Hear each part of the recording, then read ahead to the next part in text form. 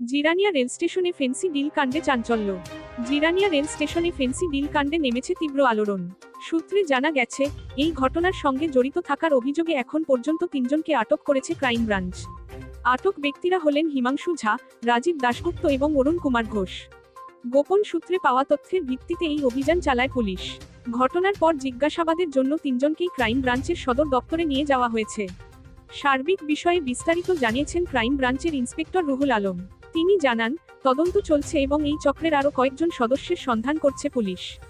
ঘটনার সূত্রপাত কিভাবে এবং কারা এর মূলচক্রী, তা জানার চেষ্টা করছে তদন্তকারীরা। এই পর্যন্ত 3 জন অ্যারেস্ট হয়েছে, একজন আগরতলা, একজন দিল্লি, একজন কলকাতা থেকে। কি কেসে তাদেরকে আটক করা হয়েছে? জিরানিয়া রেলের যে স্কোপ পাওয়া গেছে সেই কেস।